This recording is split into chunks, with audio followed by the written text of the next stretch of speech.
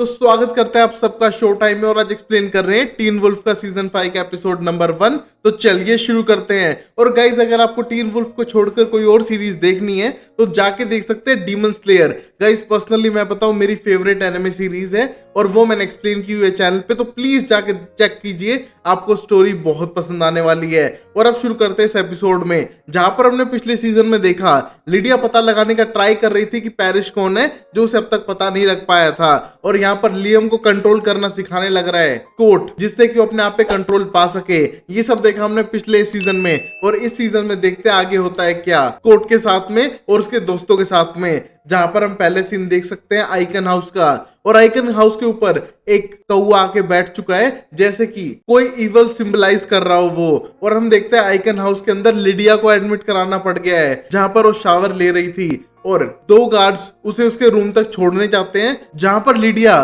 कोई भी action reaction कुछ भी नहीं कर रही है, वो चुपचाप चली जा रही है एक जिंदा लाश की तरह। हम देख पा रहे थे कि डॉक्टर को लगता है कि नाटक कर रही है, बट एक डॉक्टर उसकी तरफ सिंपैथी दिखाने लगता है, बट वो सिर्फ एक नाटक था। हम देखते हैं उसको इंजेक्शन मारने के बहाने में उसको इंजेक्शन जानबूझ के गोपने लगता है उसके हाथ में और बोलता है कि शायद तुम्हारी गर्दन पे इंजेक्शन लगाना पड़ेगा, और उसको इंजेक्शन लगाने के लिए भागता है। बट तब तक लिडिया चिल्लाती है अपनी बैंशी की आवाज में और यहाँ के लाइट्स बल्ब सबको फोड़ देती है, और दूसरा जो डॉक्टर था वो दूर जाके गिरता है और यहाँ से भागने की कोशिश करती है। जैसे कि लिडिया एक शॉक में थी अब तक, और अब वो होश में आने के बाद यहाँ पर गार्ड से लड़ने लगती है और यहाँ से बाहर भागने लगती है। हम देख पा रहे थे जैसे बाहर भागने लगती है इसके अंदर अब पावर आ चुकी है, जिससे दूसरे गार्ड्स को दूर फेंक के मारती है अपनी पावर से और बाहर भागते हुए जाने लग रही थी लड़ते हुए। और तभी हम देख पा रहे थे एडन को, जो उसे रोकने का ट्राई करता है और बोलता है कि तुम्हारा इलाज अब तक कंप्लीट नहीं हुआ है। और यहाँ पर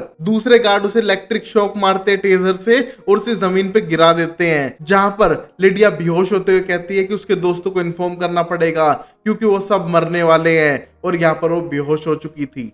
और गाइस ये सीन फ्यूचर का था और अब हम प्रेजेंट टाइम में देख पाते हैं स्कॉट एंड स्टाइल को, जो फुल मून की नाइट पे पहाड़ के ऊपर टाइम बिताने लग रहे हैं। और यहाँ पर स्टाइल प्लान बनाता है फ्यूचर को लेके कि वो नियर बाय कॉलेजेस में रहेंगे, वो अपने ड्रीम तो परस्यू करेंगे बट एक दूसरे की दोस्ती नहीं छोड़ेंगे। और वो कॉलेज सेलेक्ट करने लगता है अपने पूरे ग्रुप के लिए, बट तभी स्कॉट बोलता है वो फ्यूचर पे छोड़ते हैं ना, अभी हम सीनियर बन चुके हैं, इस पे ध्यान देते हैं। और ऊपर से एडिटर ने कहा था कभी भी सिचुएशन एक साइड में नहीं रहती है, 3-4 महीने हो चुके हैं, हम आराम से जीने लग रहे हैं, किसने हम पे अटैक नहीं किया है। और ये कहने के बाद साफ करता है स्टाइल्स कि 3-4 महीने नहीं 6 महीने हो चुके हैं पिछले इंसिडेंट को हुए और सब कुछ नॉर्मल हो चुका है। जहां पर स्कॉट को यकीन नहीं होता है कि कुछ चीज नॉर्मल हो भी सकती है लाइफ में, मतलब सिचुएशन क्या तो ज्यादा ही कुछ अच्छी होने वाली है फ्यूचर में या फिर कुछ ज्यादा ही बुरी होने वाली है, इसी तरह बीच में नहीं चलने वाली है लाइफ। और यहाँ पर वो दोनों वेट कर रहे थे लियम के वापस कंट्रोल पाने का, क्योंकि कुछ टाइम पहले वो कंट्रोल खो चुका था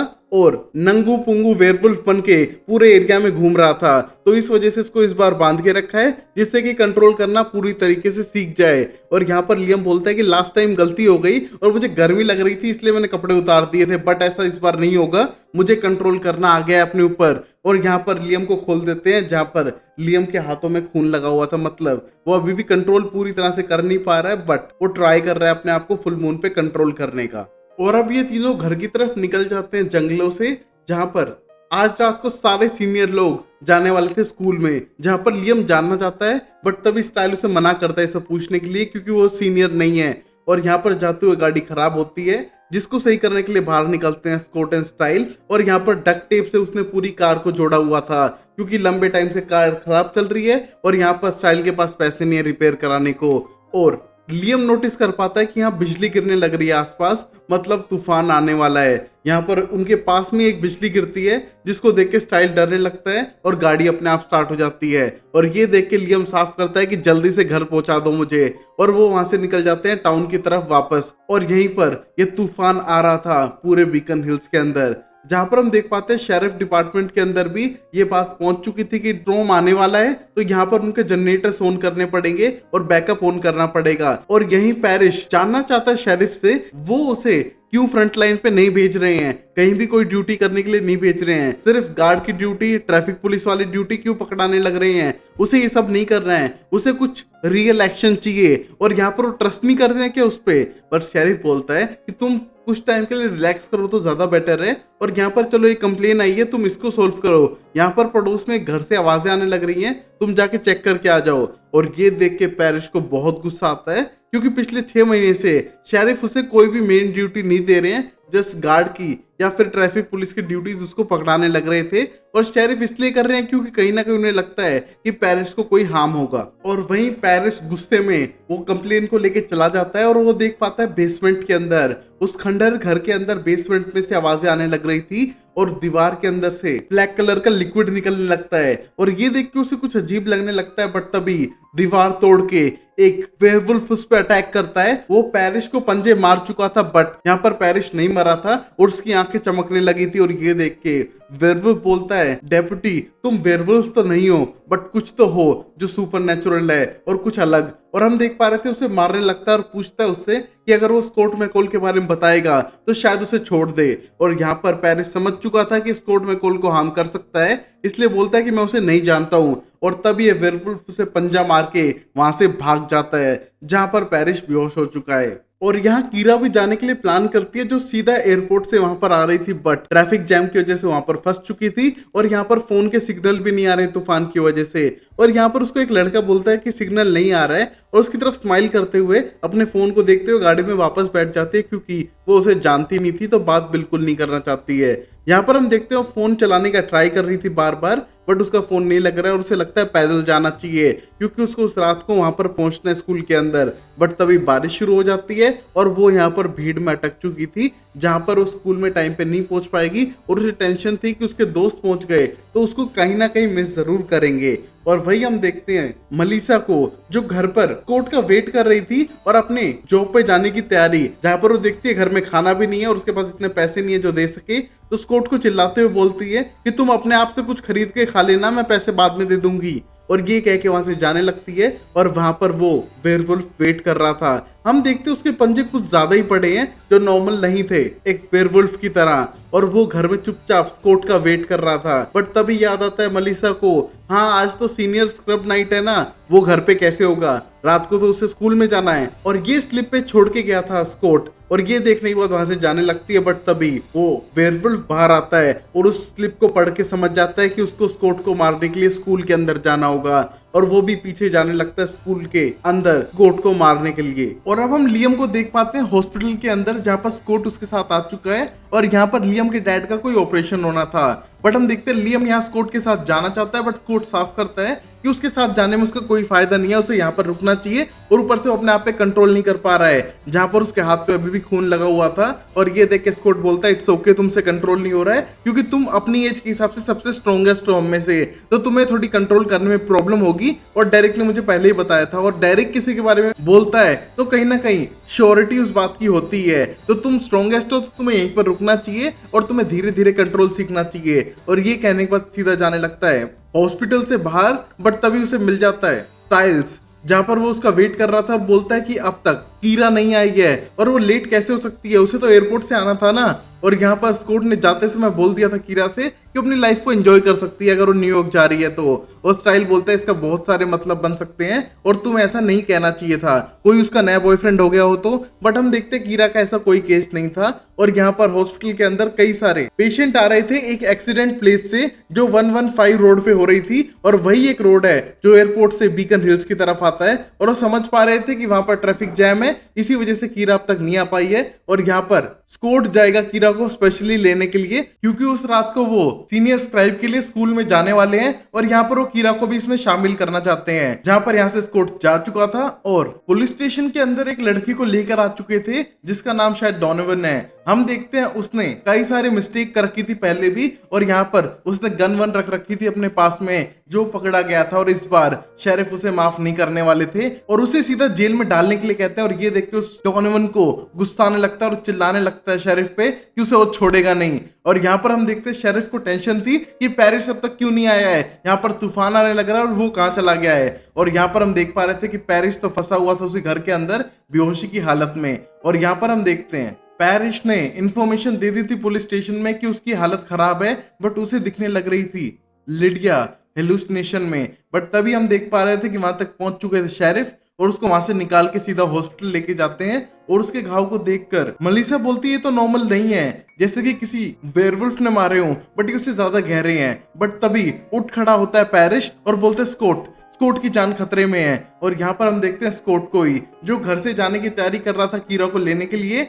और यहाँ पर अपने बाइक का हेलमेट लेता है और देख पाता है कि जो नोट उसने अपनी मॉम के लिए छोड़ा था उसके ऊपर पंजों की निशान है। और ये शायद कोई गड़बड़ हो सकती है, और जितनी भी मैग्नेट थी फ्रिज के ऊपर से गिर चुकी थी, उसे वापस चिपकाने का ट्राई भी करता है, बट मैग्नेट काम नहीं कर रही थी। बट अगले ही पल अपने आप उस पर चिपक जाती हैं, जैसे कि कोई टाइम को ट्विस्ट कर रहा हो। और ये देख के स्कॉट को अजीब सा लगता है, बट उसको कोई शक नहीं था, और ये सीधा जाने लगता है कीरा को लेने के लिए अपनी बाइक पर। जहां कीरा बोर हो रही थी अपने डैड और मॉम की बातें सुन सुनकर, जहां पर उसकी मॉम बताती है ऐसे तूफान के लेजेंड्स के बारे में जहां पर वाइल्ड हंट होता है, घोस्ट राइडर्स जो फैंटम हंटर्स है वो आते हैं आत्माओं को कैप्चर करने के लिए।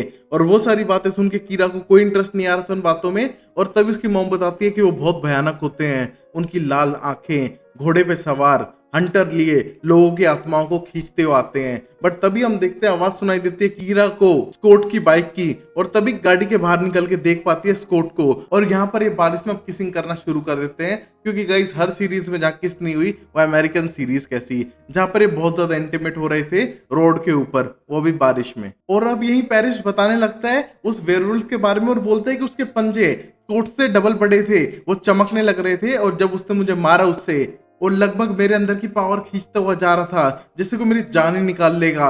और वो स्कॉट के बारे में पूछ रहा था, तो शायद स्कॉट को मारने के लिए आ सकता है। और ये सारी बातें बाहर खड़ा लियम सुनने लग रहा था, और उसको लगता है कि स्कॉट की जान खतरे में है, और वहां से वो चला जाता है सीधा स्कॉट को ढूंढने के लिए स्कूल की तरफ। बट यहाँ मलिसा को क्वेश्चन था कि उसका बेटा तो एक ट्रू अल्फा है, उसकी पावर छीनी जा नहीं सकती है, तो शायद खतरा नहीं होगा। बट तभी पैरिस साफ करता है कि ऐसा नहीं है, क्या पता रियल में कर भी दे, क्योंकि ये दूसरों से अलग था, ये कुछ ज्यादा ही पावरफुल वेयरवुल्फ लग रहा था। और हम देखते हैं ये सोच के तीनों टेंस्ड होने लगते हैं, क्योंकि यहाँ से तो निकल चुका था लियम सीधा बताने के लिए कोर्ट को इस डेंजर के बारे में। और अब हम देखते हैं स्कूल के अंदर, यहाँ पर स्टाइल थोड़ा नर्वस दिखाई दे रहा था, क्योंकि उसको टेंशन हो रही थी उसके दोस्त अब तक आए नहीं है। बट यहाँ पर मलिया समझ पा रही थी कि बात कुछ और है, और वो उसे पता लगाती है कि स्टाइल को टेंशन है कि स्कॉट से उसकी दोस्ती टूट ना जाए। जब वो बड़े हो जाएंगे, कॉलेज जाएंगे और जॉब लग जाएंगे, तो शायद वो इतने अच्छे दोस्त कभी ना रहे। वो अपने दोस्तों के साथ टाइम और बिताना चाहता है, और शायद जैसे उसके डैड के जितने भी स्कूल फ्रेंड्स थे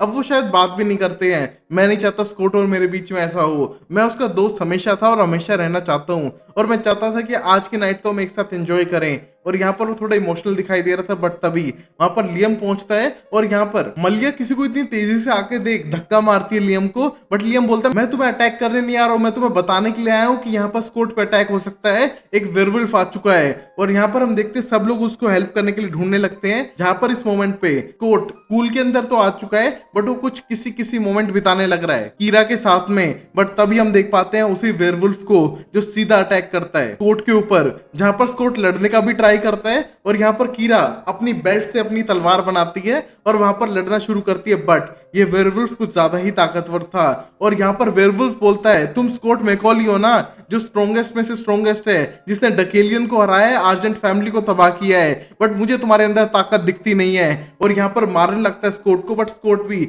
अच्छा मुकाबला कर पा रहा था। बट तभी हम देखते हैं एक अननोन वुल्फ इस बुरे वुल्फ के ऊपर अटैक करता है। बट यहाँ पर बुरा वुल्फ कुछ ज्यादा ही ताकतवर है, और उस दूसरे वुल्फ को भी पटक के मारता है, और यहाँ पर स्कॉट को अपने पंजे गाड़ के उसकी पावर एब्जॉर्ब करने लगता है, जो अल्फा पावर थी। हम देखते हैं जैसे वो एब्जॉर्ब कर रहा था, यहाँ पर स्कॉट कमजोर पड़ रहा है। बट हम देखते हैं स्कॉट की विल पावर बहुत ज्यादा है, वो उसी के पंजों को तोड़ देता है, और यहाँ पर उसको दूर फेंक कर मारता है और बोलता है कि तुमने जो भी करने की ट्राई किया था वो सबसे बेकार चीज थी, अभी मैं तुम्हें मौका देता हूँ, तुम भाग सकते हो यहाँ से। और हम देखते हैं तब तक पूरी उसकी टीम यहाँ पर आ चुकी थी, और इस बुरे वेयरवुल्फ को भागने का मौका देता है और बोलता है कभी यहाँ पर नजर मत आना। और हम देखते हैं बुरा वेयरवुल्फ यहाँ से भाग जाता है, और जैसे ही ह्यूमन फॉर्म में आता है अपने दोस्तों से बात करने का ट्राई करता है स्कॉट, बट वो पहचान नहीं पा रहा था कि ये बंदा कौन है। बट तभी उसे याद आता है ये तो थियो है, उसके बचपन का दोस्त, जो 4th क्लास तक उसी के साथ स्कूल में पढ़ा था। और यहाँ पर थियो बोलता है कि उसे पता चला कि स्कॉट मैकॉल एक अल्फा बन चुका है,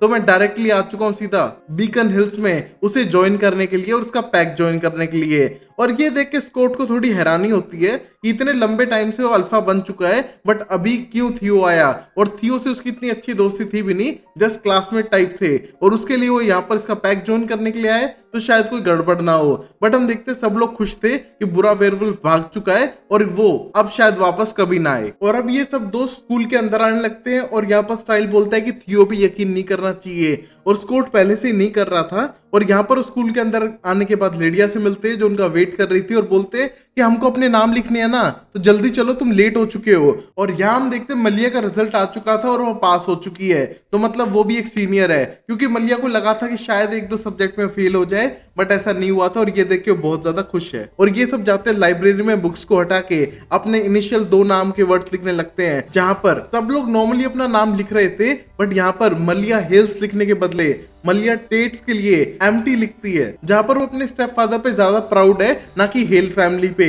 और यहाँ पर सब अपनी इनिशियल लिख ही रहे थे, जहां पर स्कॉट को याद आती है एलिसन आर्जेंट की, जहां पर वो ए लिखते हैं एलिसन के नाम के लिए, और थोड़े इमोशनल होने लग रहा था और बोलता है काश कि वो हमारे साथ होती, बट लिडिया बोलती है कि वो हमारे साथ ही गए। यहाँ पर ये सब लोग मिस करने लग रहे थे एलिसन को, और वही हम देख पाते हैं उसी वेयरवुल्फ को जो नाकामयाब हो चुका था स्कॉट को मारने में। हम देखते हैं इसकी हालत अब खराब हो चुकी है पिट पिट कर, बट ये आ चुका है एक अननोन प्लेस के अंदर, जहां पर एक बड़े से ग्लास के अंदर एक इंसान को बांधा हुआ था। और यहाँ पर 3 मास्कमैन जो बड़ी हाइट के हैं वहां पर आ जाते हैं, और यहाँ पर ये वेयरवुल्फ डरने लगता है और बोलता है मैंने मेरा पूरा ट्राई किया, बट मुझे एक और चांस दो। बट यहाँ पर ये तीनों साफ करते हैं कि उनने कहा था कि उनके रास्ते की हर प्रॉब्लम को उसे हटाना होगा, और स्कॉट अब तक जिंदा है। यहाँ पर हम देखते हैं ये तीनों डॉक्टर्स कह सकते हैं इन्हें, बहुत ही ज्यादा गुस्सा हो जाते हैं इस वेयरवुल्फ के ऊपर, और बोलते हैं तूने हमारा काम नहीं किया और तेरी हालत तो खराब हो रही है, और तभी उसे मार डालते हैं। हम देखते हैं जैसे उसकी मौत होती है